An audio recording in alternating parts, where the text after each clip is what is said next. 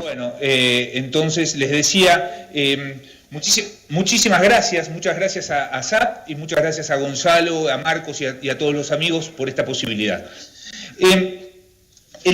Mi presentación es producto fundamentalmente de actividades que hemos llevado adelante en los últimos 10 años sobre temas de relaciones fiscales intergubernamentales y descentralización, junto con la cooperación española, junto con la cooperación alemana, con la GIZ.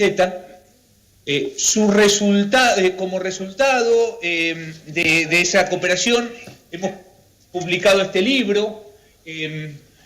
Muchas de las cosas que yo voy a plantear están en este libro que se llama Decentralization in Latin America, que es de libre acceso que está de libre acceso en la CEPAL, la web de la CEPAL.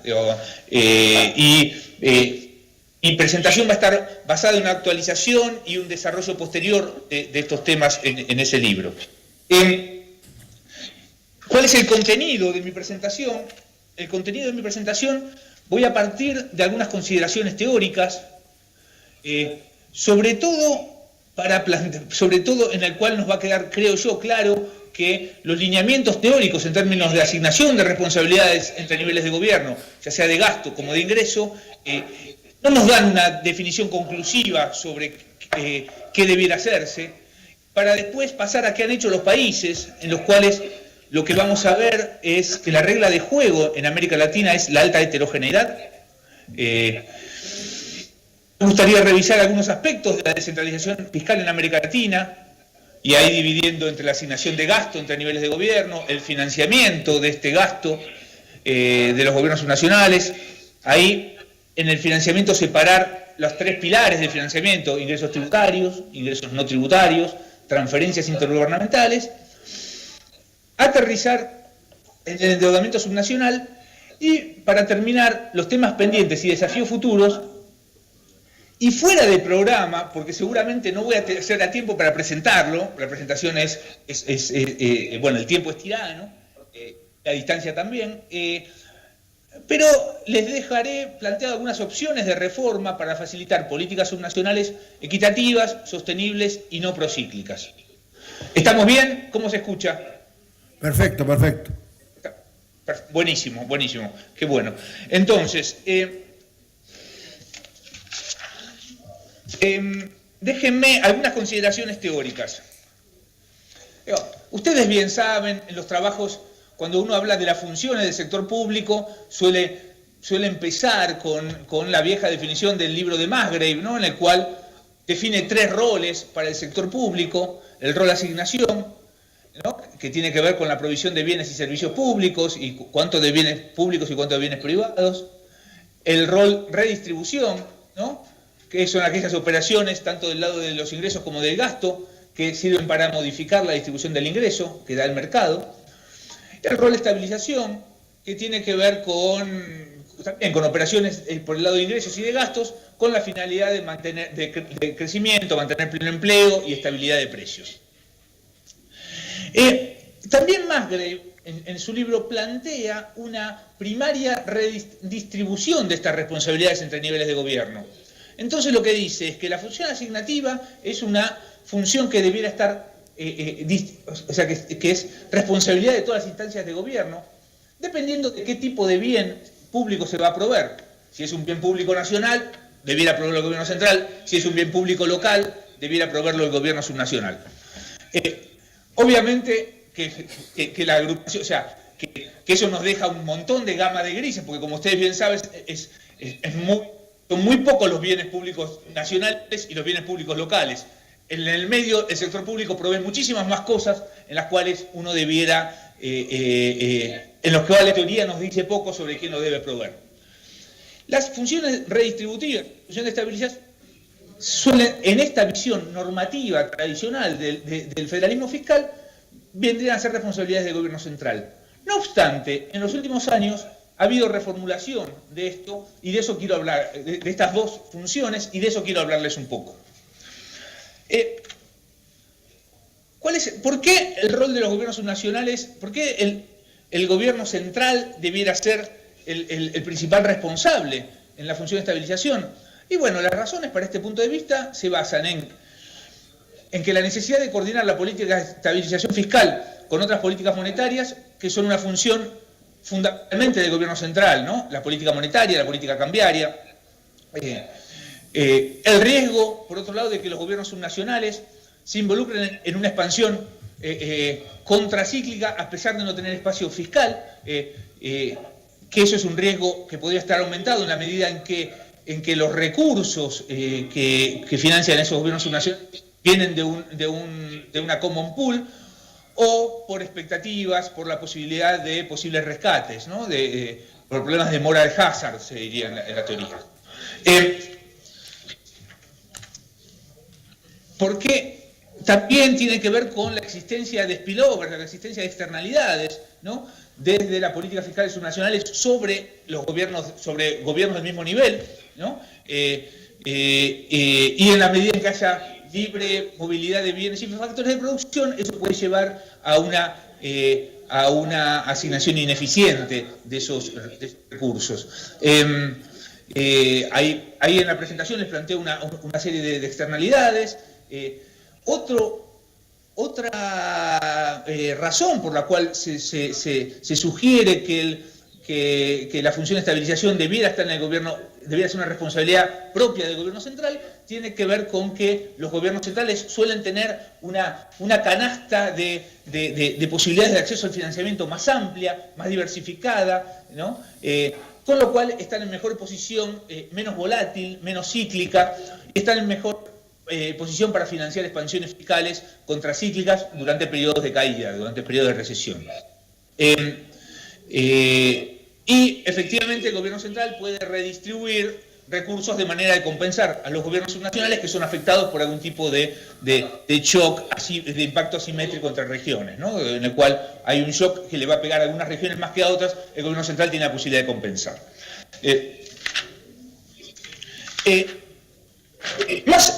Más allá de esos argumentos, en los últimos años, y muy relacionado con el creciente rol que han tenido los gobiernos subnacionales en la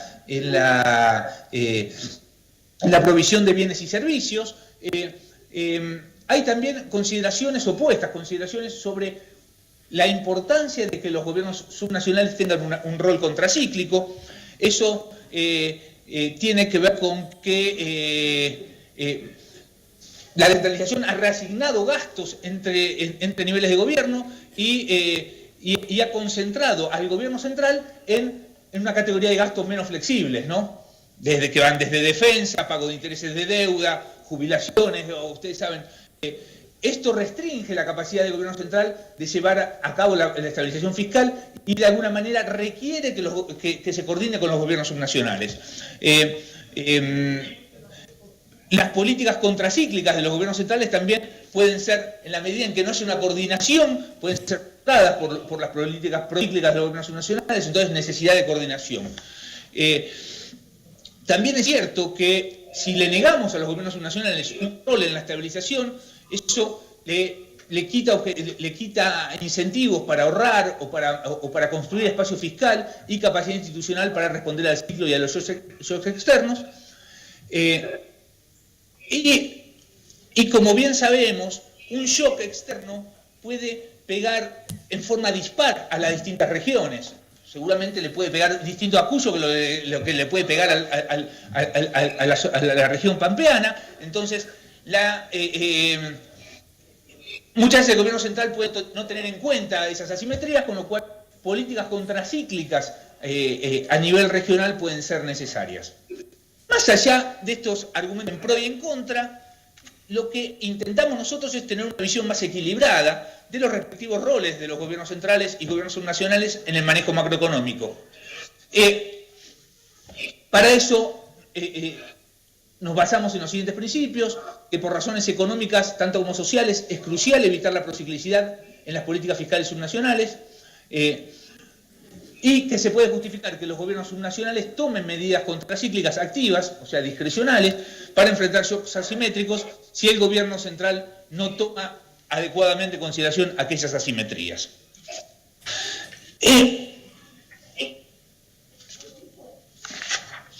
¿Cuál es? Entonces, bueno, otros argumentos que tienen que ver con eso: las políticas contracíclicas subnacionales activas o pasivas deben ser consistentes con la sostenibilidad fiscal de mediano a largo plazo. ¿Cuáles son los requisitos que una política contracíclica subnacional debe tener en cuenta? Deben ser simétricas a lo largo del ciclo, es decir, igualmente restrictivas durante los booms como expansionistas durante las recesiones. No estar, obviamente, en conflicto con la política fiscal del gobierno central. No imponer externalidades adversas sobre otras jurisdicciones subnacionales, sobre el gobierno de al lado. Y creemos que uno de los requisitos es la necesidad de mejorar la capacidad para diseñar e implementar medidas activas contracíclicas, incluyendo la posibilidad de ejecutar políticas contracíclicas del gobierno central cuando apropiado. Esto tiene que ver, en muchos países, los gobiernos no están en capacidad de ejecutar de inversión que suelen ser de los elegidos cuando uno quiere hacer política contracíclica. Esa es una función. ¿Cuál es la relación del rol? ¿Cuál es el rol del sistema de relaciones internacionales y los gobiernos subnacionales en función de la redistribución? Bueno, ahí es importante saber que América Latina se caracteriza por la alta volatilidad macro, en primer lugar, pero en segundo lugar, por la alta desigualdad en múltiples dimensiones. Y los gobiernos, la política fiscal, los sectores públicos, ya sea nacionales como subnacionales, tienen reducido espacio fiscal, tienen dificultades para llevar adelante políticas redistributivas y múltiples demandas. Más allá de eso, es importante ver que conceptualmente hay dos dimensiones que no siempre van para el mismo lado. Hay una dimensión territorial, ¿no?, que solemos medir con el PIB per cápita, ¿no?, una dimensión territorial de disparidades, y una dimensión personal, de distribución del ingreso por familias, que solemos medir con las encuestas de hogares y el coeficiente de Gini. Estas dos dimensiones de la desigualdad han tenido teóricamente un desarrollo paralelo, con recientes intentos de convergencia. En la teoría no hay consenso sobre los vínculos, la convergencia o la divergencia, la existencia o no de una relación causal entre estas dos dimensiones. Hay diferencia en las variables en la información analizada. Como les decía, por un lado solemos mirar las disparidades territoriales a partir de la brecha de los PIB per cápita, la brecha del Producto Bruto Geográfico per cápita en la Argentina, y solemos ver la desigualdad entre familias con las encuestas de hogares y con los coeficientes de Gini. También hay un diferente foco de análisis y diferentes respuestas de política, ¿no? Las transferencias a familias, por ejemplo, los programas de transferencias condicionadas versus los programas de infraestructura, ¿no? Y también otro aspecto tiene que ver con el horizonte temporal. El horizonte temporal de la redistribución en el ingreso personal es más de corto plazo, mientras que la redistribución entre regiones o territorios tiene que ver más con largo plazo y con generar capacidades que permitan un crecimiento quizás en el mediano y largo plazo. Entonces, esto no es un tema nuevo, de una revisión de ciertos trabajos que hemos hecho. Ya Tocqueville, en sus viajes, en sus anales de viajes entre España e Inglaterra, habla de dos dimensiones. Esto es un tema de relevancia en términos analíticos y crucial en la agenda de políticas. Muchos de nosotros que hemos trabajado en el sector público sabemos que a veces las provincias más ricas también son las que más pobres tienen. ¿Qué atendemos? ¿No? Distribución territorial. Esto genera problemas en la agenda. No obstante eso, creemos que tiene que haber una relación. Ya la Unión Europea de alguna manera lo plantea. En la Unión Europea la cohesión regional se concibe como prerequisito para lograr la cohesión social, ¿no? Esa es la principal razón que está atrás de los fondos de cohesión. Disminuir desigualdades regionales como una manera de aportar a la cohesión social. No quiero abundar mucho, se han desarrollado de manera separada estos dos tipos de análisis. Y es importante entender que no existe de hecho, un nexo necesario entre las dos desigualdades. Esto que decíamos antes. Una región con un ingreso promedio alto puede tener una distribución personal altamente desigual y una región pobre con ingresos medio bajos puede tener una distribución personal bastante igual.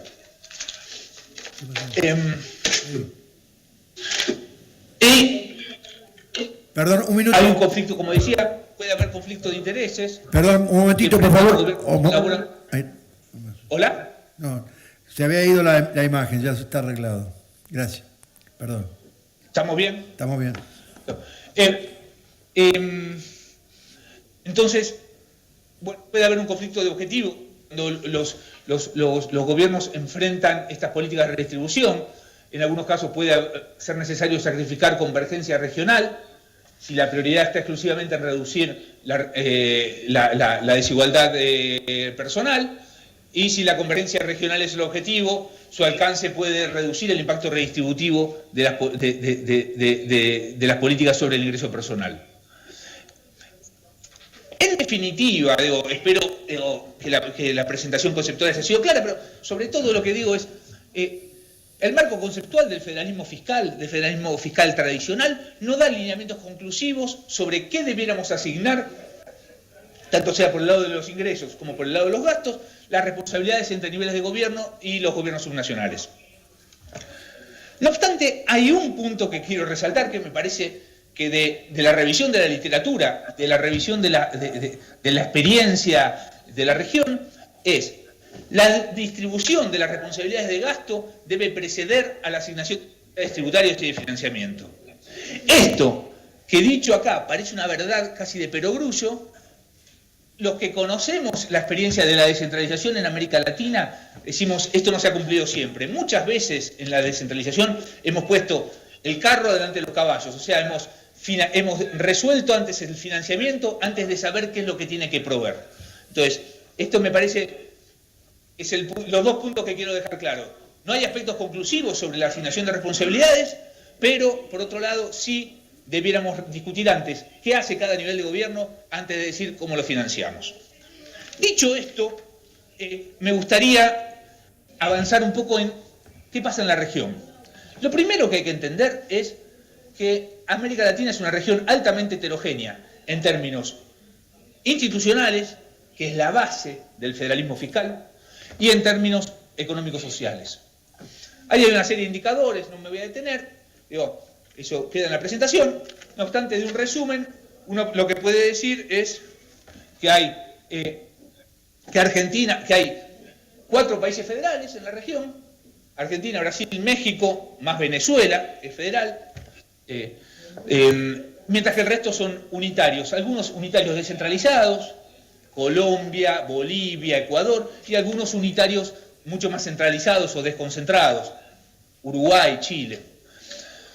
Densidad de población es muy diferente, eso hace, como bien saben ustedes, ¿no?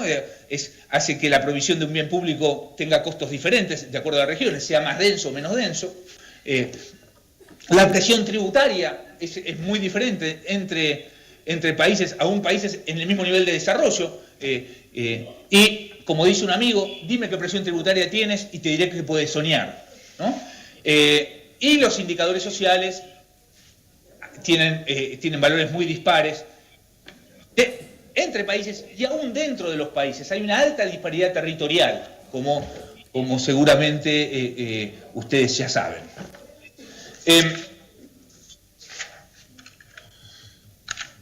Un poco me gustaría, creo que ese es un segundo aspecto que me gustaría plantear cuando hablamos de ciertas características culturales de la región, es las disparidades entre regiones de un mismo país.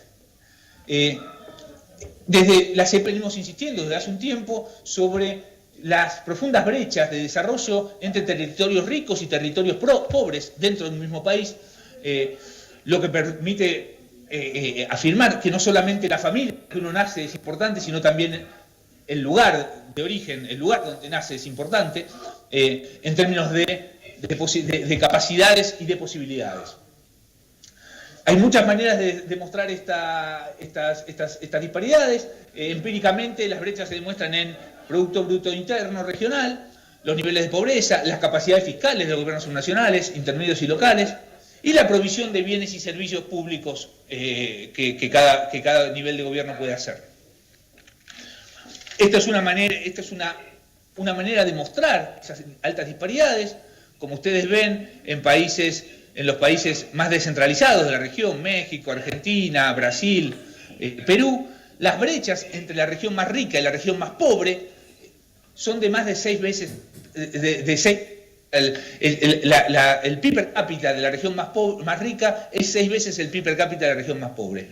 Esto le pone un límite a la capacidad de proveer y de financiar descentralizadamente algunas funciones, ¿no? Fíjense ustedes que los países que solemos tomar como ejemplo de descentralización, España, ¿no? Tienen un nivel de disparidad muchísimo más bajo, ¿no? Entonces, ahí hay un tema, ¿no? que uno debiera tener en cuenta. Vamos al proceso de descentralización. Como les decía, la descentralización ha sido muy diferente entre países, son procesos que no son fácilmente comparables. No obstante, me gustaría resaltar algunas características comunes de la descentralización en América Latina. Como les decía antes, primero hay una organización de gobierno muy diversificada entre países federales, que no son lo mismo, porque no es lo mismo Brasil que Argentina, ni Brasil que México. Nivel de gobierno objetivo de la descentralización muy variable entre países. En países como la Argentina, el nivel de descentralización, o sea, el foco de la descentralización ha sido de gobierno central a provincias. En países como Brasil, el foco de la descentralización ha sido hacia municipios. Entonces, el nivel de gobierno objetivo ha sido diferente. La descentralización de responsabilidades ha estado más sesgada al gasto público que a las potestades tributarias. Los procesos de descentralización han hecho foco en la descentralización por el gasto. Hay una escasa autonomía tributaria y que eso produce una elevada asimetría vertical, ¿no? Hay una significativa importancia cuando se compara con otras regiones del planeta de las transferencias intergubernamentales. Estas transferencias intergubernamentales están basadas fundamentalmente en revenue sharing, en lo que llamamos coparticipación, y en asignaciones específicas, earmarking, ¿no? Y un último punto que me parece importante es la elevada incidencia de los ingresos provenientes de la explotación de recursos naturales en la financiación de estos sistemas de relaciones intergubernamentales. Déjenme hacer rápida... ¿Cómo estamos de tiempo? Discúlpenme. Bien. ¿Cómo estamos de tiempo? Estamos bien. Bien. Quedan 10 minutos más o menos. Está bien. Bueno, a ver, para hacer rápidamente, nosotros en las últimas 3 décadas un proceso de descentralización creciente en América Latina. Uno podría dividirlo en diferentes olas. Hay un trabajo de Fernando Resende en este libro, que yo les recomiendo leerlo, en el cual divide en diferentes olas. Y dice que hubo una primera ola, a partir de los 80, cuyo énfasis fue fundamentalmente la implementación de reformas constitucionales, fue la reasignación de responsabilidades de gasto social hacia los subniveles de gobierno. Esta descentralización de Argentina, Brasil y en México, hay un aumento de los recursos subnacionales a través de crecimiento de las mecanismos. Perdón. Tenemos un problema de comunicación, aparte de la tos mía, ¿no? A ver. ¿Cómo? Tenemos problema de comunicación, a ver cómo... Se había cortado la comunicación. Hola. ¿Ahora? Ahora está bien. ¿Estamos bien? Estamos bien. El diablo mete la cola, señores, en cualquier lado, es así. No, entonces lo que decía es, ¿estamos bien? Sí. ¿Sí? Gracias. Entonces, en esta primera ola, la justificación conceptual era fundamentalmente el federalismo fiscal tradicional, teorema de Oates, ¿no? Y el leitmotiv era la descentralización mejora la eficiencia asignativa. Ese era el leitmotiv. Esta ola duró poco, a partir de los mediados de los 90, y sobre todo con un fuerte aumento de la deuda subnacional en Argentina y en Brasil, hay impacto de las políticas subnacionales sobre la función de coordinación macroeconómica, la función de estabilización macroeconómica. Aparecen los programas de rescates de los gobiernos subnacionales, ¿no? Con armado de programas de coordinación de endeudamiento, las leyes de responsabilidad fiscal, la elección de las reglas macrofiscales. En ese marco se entiende la ley de responsabilidad fiscal de fines de los 90 en Brasil, los intentos de leyes de responsabilidad fiscal en la Argentina de fines de los 90, ¿no? Y el leitmotiv es, en ese momento, hay un paper de Vito Tanzi, que seguramente ustedes conocen, de mediados de los 90, justamente sobre el impacto de la descentralización en la función de estabilización macro. Y aparecen como sospechosos, ¿no?, las relaciones fiscales intergubernamentales y los gobiernos subnacionales de la fines de los 90 en Argentina y en Brasil. Entonces, estas serían como las olas de descentralización en América Latina. Este proceso, en sus diferentes olas, como decía, se dio principalmente vía gasto público. Educación, salud, infraestructura, siendo la situación fiscal bastante heterogénea. En términos generales, Argentina y Brasil alcanzaron los mayores niveles de descentralización, por el lado de los ingresos, seguidos de Colombia y Bolivia. Un hecho interesante, digo, que cuando uno revisa la literatura, es que América Latina tiene uno de los niveles más altos de descentralización electoral, ¿no?, cuando se compara con otras regiones del mundo. Salvo el caso de Chile, el resto de los gobiernos subnacionales eligen autoridades y no lo fija el gobierno central. En el caso de Chile, como ustedes saben, los gobernadores, las autoridades de las regiones son todavía elegidas por el presidente. Grado de descentralización del gasto público. Este es un mapita que pueden encontrar en ese libro también, en el cual medimos el gasto público. Una de las maneras de medir la descentralización es como porcentaje de gasto público, ¿no? Y es el porcentaje de gasto público de los gobiernos subnacionales sobre el total. Lo que ustedes ven, los dos países más descentralizados, Argentina y Brasil, son los países más extensos también, o dos de los más extensos, seguidos por Colombia y por México. Entonces, el grado de descentralización es bien heterogéneo a nivel de gasto, pero es heterogéneo no solamente a nivel, sino también en la estructura, ¿no? Las funciones de gasto que se descentralizaron han sido bien diferentes entre países. Los países más descentralizados de la región, Argentina, Brasil y en parte México, descentralizaron salud, educación y parte de su estructura. El caso de Chile es un caso medio paradójico, porque siendo de los países más descentralizados, descentralizó la educación. Eso está en discusión ahora, y los objetivos atrás de las razones atrás de la descentralización de la educación no tienen tanto que ver con una eficiente asignación de recursos, sino muy probablemente con cierta discusión política y salarial. Pero bueno, nada. Una manera, en un reciente trabajo que hicimos con Ignacio Ruelas, que está por acá acompañándome, analizamos la responsabilidad de gasto en las principales metrópolis de América Latina. Estas son las 6 principales megalópolis de América Latina. Ahí ustedes pueden revisar que el clasificador funcional, ¿no?, o una especie de clasificador funcional, tiene responsabilidades diferentes entre los diferentes niveles de gobierno. Tenemos poquito tiempo, no voy a profundizar en esto, esta presentación les queda a ustedes por si les interesa. ¿Cuál ha sido la forma de financiar esta descentralización? Bueno, ha habido tres instrumentos para el financiamiento: la generación de recursos propios, sean tributarios o no tributarios, las transferencias intergubernamentales y el endeudamiento. Cuando uno mira qué ha pasado, lo que ve es que ha habido un crecimiento de los ingresos totales de los gobiernos subnacionales, pero fundamentalmente empujado por los aumentos en las transferencias, mucho más que los aumentos de los ingresos propios. O sea, la asimetría vertical de alguna manera ha crecido. Muchas de las cosas que ustedes que estamos viendo, como verán, es palabra conocida en Argentina. Lo que me parece importante es que veamos que el contexto de alguna manera acompaña este desarrollo.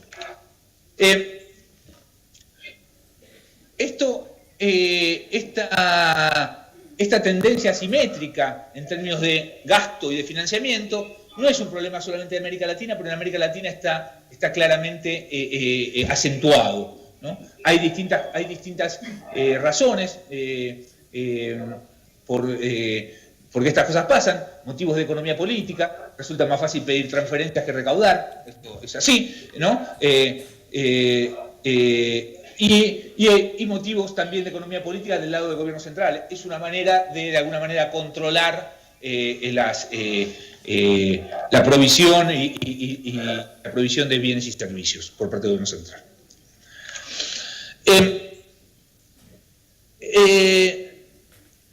No voy a insistir en esto, pero bueno, pero en la mayoría de los países se destaca la alta dependencia de gobiernos subnacionales respecto al sistema de transferencias. En el caso de Argentina, Bolivia y México, los sistemas de transferencias aportan bastante más de 7 puntos del PIB, lo cual los hace centrales para el financiamiento de los gobiernos subnacionales. Acá lo que vemos es cuál ha sido la evolución, presiona mucho no solamente la evolución de Argentina en términos de transferencias, sino también la evolución de Bolivia, la creación del IDH, de alguna manera sirvió para financiar en gran parte las transferencias del gobierno. Otra manera de ver esta evolución es a partir de la estructura de los ingresos totales de los gobiernos subnacionales. En definitiva, se observa una dispar y mayoritariamente escasa participación de los gobiernos subnacionales en la generación de la presión tributaria nacional.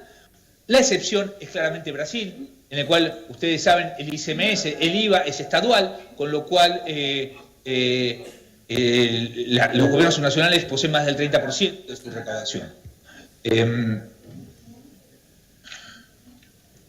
Es otra manera de mirar lo mismo. Algo que es interesante ver es que el promedio esconde diferencias, ¿no? Ustedes fíjense, los puntitos ahí son el promedio de cuánto se financia esos propios del total de los ingresos, y como ustedes verán, en el caso de Argentina, está alrededor de entre el 30 y 40%, el promedio. El tema son los puntos, son los extremos. Eso significa que hay un gobierno que recibe menos, cuyos ingresos propios son menos del 5%, y hay un gobierno cuyos ingresos propios están alrededor del 90%. Y esa amplitud no ha cambiado, si ustedes ven la evolución entre el 2000 y el 2015, mientras que en otros países, en el caso de Brasil, en el caso de México, o en el caso de Colombia, la amplitud se redujo, hubo cierta convergencia. Eso es un tema interesante también para analizar, no solamente el promedio, sino la disparidad.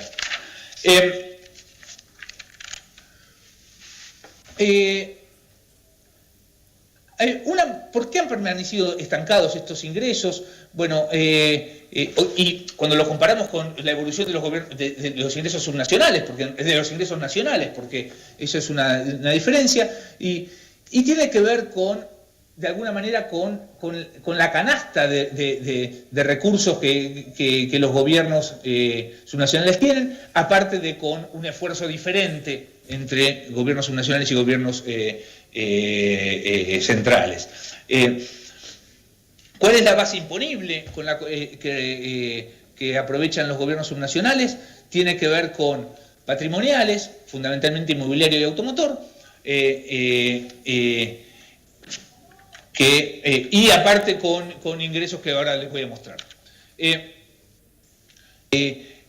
Adicionalmente, los países más descentralizados tienen impuestos generales al consumo, ICMS en Brasil, ingresos brutos en Argentina, y los impuestos específicos al consumo en el caso de Colombia, ¿no? Que es a nivel departamental, y los impuestos de industria y comercio que recaudan los municipios.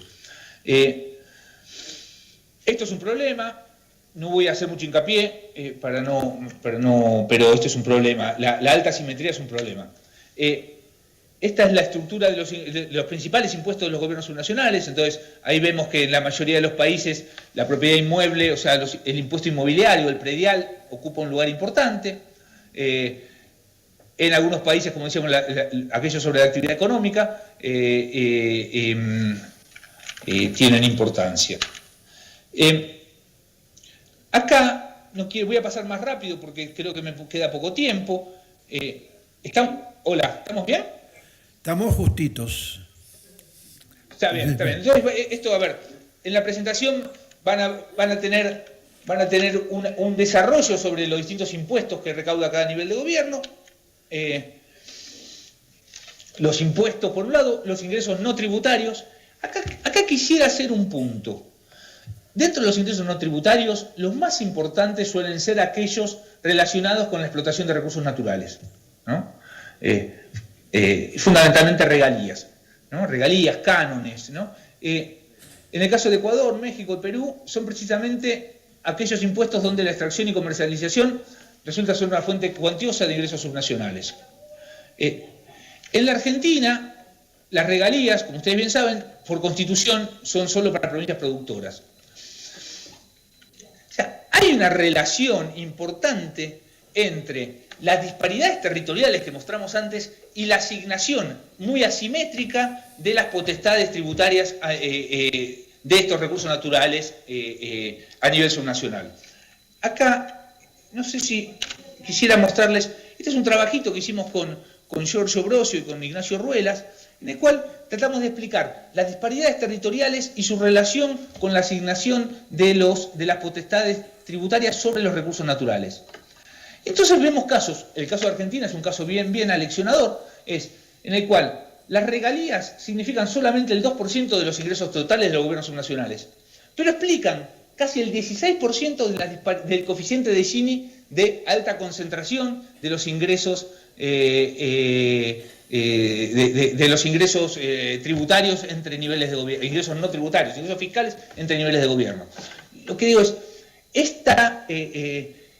la asignación muy asimétrica y no a través de mecanismos de igualación, como el caso de Colombia, hacen que sea una de las causas de las disparidades territoriales tenga que ver con la asignación muy asimétrica de las regalías o derechos sobre recursos naturales. Quizás, esto es el momento en que están bajos los precios, un momento como para poder pensar mecanismos de reformas que de alguna manera hagan que estos ingresos altamente volátiles sean distribuidos de manera más proporcional y no, porque en realidad lo que hacen es pan para hoy, hambre para mañana, ¿no? Las regalías recaudadas por gobiernos subnacionales que tienen capacidades de ingresos muy reducidas, ¿no? Que tienen una canasta de ingresos muy reducida, hace muy volátil el mecanismo presupuestario. Dicho esto, déjenme pasar a las transferencias intergubernamentales. Las transferencias intergubernamentales son, obviamente, el mecanismo que de alguna manera financia. ¿Hola? Sí, se escucha. Escucho voces. Pero... bien. Entonces, ahí hay una rápida, ustedes verán. ¿Hola? Sí, mira, Juan Pablo, tendríamos que ir cerrando ya porque está llegando el gobernador para la clausura del seminario. Está bien. Si podés redondear, por favor. A ver, digo... Lamentablemente no creo que vamos a poder hacer preguntas. Sí. Bueno, a ver, entonces solamente las transferencias tienen una lógica, una dinámica muy particular en América Latina. El endeudamiento ocupó un rol central. Déjame terminar sobre temas pendientes y desafíos futuros. Como les decía, un poco para resumir, el marco conceptual no da claros lineamientos respecto a la asignación de responsabilidades entre niveles de gobierno. Los países de la región observan una gran heterogeneidad en su organización institucional, así como en sus estructuras económicas y sociales. Cuando uno quiere caracterizar el proceso de descentralización en América Latina, ve que es altamente heterogéneo, con diferentes olas y enfocado al gasto. Por el lado de la asignación de reasignación de potestades, lo que se ve es que no se avanzó en la cesión de responsabilidades tributarias ni en el fortalecimiento de los servicios de rentas, sino fundamentalmente la descentralización se basó en la transferencia de funciones. Uno sugeriría que un proceso eficiente debe requerir un mix de las distintas fuentes de financiamiento, de manera que no se transfiera solamente fondos, sino potestades para la obtención de recursos de manera coordinada entre los gobiernos locales y los gobiernos centrales. Eso mejoraría los incentivos, ¿no? Por supuesto que la gran disparidad entre los niveles de ingresos, o sea, eso significa una alta concentración de las bases imponibles y eso le pone un límite a la posibilidad de descentralizar recursos, ¿no? Y se observan fuertes disparidades dentro de los propios gobiernos locales o de los gobiernos subnacionales de cada país. Siendo los impuestos patrimoniales los más aptos para ser utilizados a nivel local, nosotros lo que vemos que cuando comparamos con otras regiones y con el mismo desarrollo relativo de la región, los niveles actuales son aún muy exiguos y requerirán de una evaluación especial que permita fortalecerlos. Hay instrumentos no muy utilizados como las tasas o las contribuciones de mejoras. Los impuestos sobre actividades productivas son las fuentes que en muchos casos han sido los más importantes. No obstante, tienen problemas de coordinación, eficiencia y desbalances que ustedes bien conocen. La discusión de ingresos brutos y la de ICMS deben ser las discusiones más viejas y de las reformas más anunciadas que hemos tenido en las últimas 4 décadas en América Latina. Por otro lado, otra solución que otro instrumento de financiamiento que suele usarse en otras regiones del mundo, como son las sobretasas en el impuesto a la renta, en América Latina no tienen experiencias y tienen mucho que ver con el bajo desempeño del impuesto a la renta y el impuesto a las ganancias. La debilidad institucional a nivel de gobiernos subnacionales es un problema y en este sentido hay el estado actual de la descentralización, en la cual hay tantos temas pendientes y desafíos futuros, tiene que ver muchas veces no solamente con problemas de los gobiernos subnacionales, sino también de gobiernos centrales y de los mecanismos de relaciones intergubernamentales. Termino acá. Si ustedes quieren, ahí hay un resumen de opciones de reforma para facilitar políticas subnacionales equitativas, sostenibles procíclicas. Si a ustedes les interesa, es mucho más sano para dormir que cualquier otra pastilla. Muchísimas gracias por la paciencia, espero que sirva y quedo a disposición para preguntas o por mail. Como ustedes saben, soy amigo de ASAP y espero seguir siéndolo.